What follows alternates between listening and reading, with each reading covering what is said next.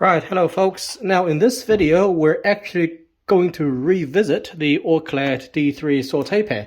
Now this is a pan that I bought at the beginning of this year. Back then I did a video review and a cooking test. Now in that review I said that, well, this is obviously a good quality pan and I can recommend it. But unfortunately, on the cooktop that I had at the time, it really didn't allow the pan to perform to its best potential.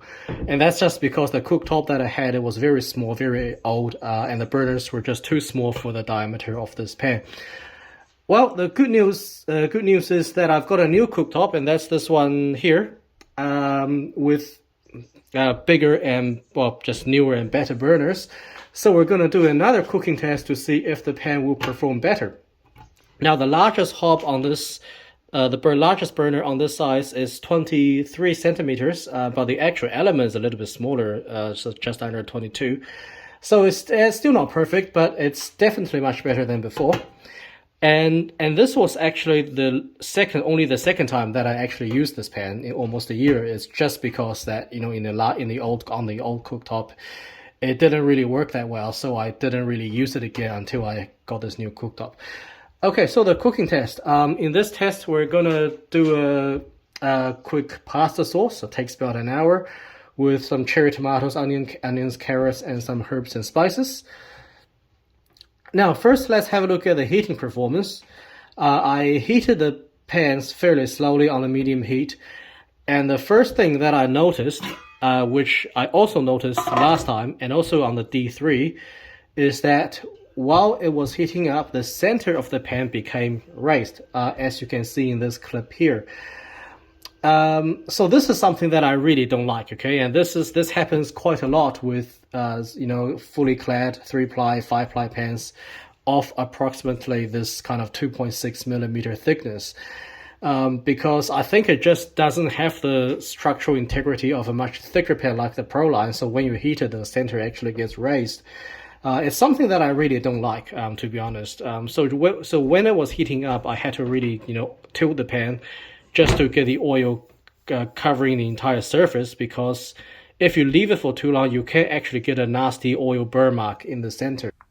Okay, now let's have a look at how evenly the D5 distributes heat on this new stovetop. So I'll zoom in here. Now, as you can see, as you can see, it did a pretty good job. Now I heated the pan slowly, so if you want the best possible or the most even heat distribution across the pan, it's important that you heat the pan as slowly as possible, but within reason. Okay, so not too slow. So in this case, I heated the pan on a setting of 6 out of a maximum setting of 9. Okay, so yeah, it did a pretty good job. So the maximum by the end of the test, after 8 minutes, the maximum temperature difference between the center of the pan to the edge of the pan was about 30 degrees. So that's pretty good. Okay, I don't really expect better than that. And if you're interested, you can have a look at this graph. There we go. Just pause the video if you want to, and this is how the center and the edge of the pan increased in temperature over a period of about 8 minutes. Okay. All right, now let's have a look at the simmering performance. So first, here is the clip from earlier this year on the old stovetop, just for comparison purposes. This is it here. And you can see that the bubbling is mostly concentrated in the center, okay? Now, let's have a look at how it performs on the new cooktop. So first, let's have a look at the sofrito, just onions and carrots. I didn't have any celery this time. As you can see, it's slowly sweating in the pan, and you can see the oil bubbling is quite even over the base, so that's good to see. And now we add the tomatoes and we simmer the sauce. And as you can see, the simmering is very even. So it's basically from edge to edge, which is definitely a big improvement over the last cooktop that I had. Okay, so just a quick conclusion. So as you can see, the pan definitely performs much better on this new cooktop. Now, like I said in the last video, all of these cookware companies, they're going to tell you how the construction of their cookware gives you the gives you the most even heating, etc., etc. It's just all marketing, right? Because it's important to have the right equipment at home. So if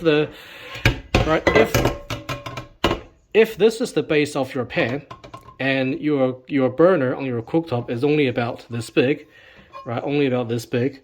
You are not gonna get even heating regardless of what material the pan is made of, right? Copper, silver, I don't care. It's just not gonna happen. So it's really important to try to get a good match between the size of the pan and the size of the burner. That way you get the most even heat distribution. Now I'm still bothered with the center being raised during the heating, so that's something that I still don't like. But otherwise, yeah, I can, with this new cooktop, I can see myself actually using this pan a lot more. I actually enjoy using this pan, which I wasn't really able to before. Okay, so hope you enjoy this quick revisit, and I'll see you in the next video.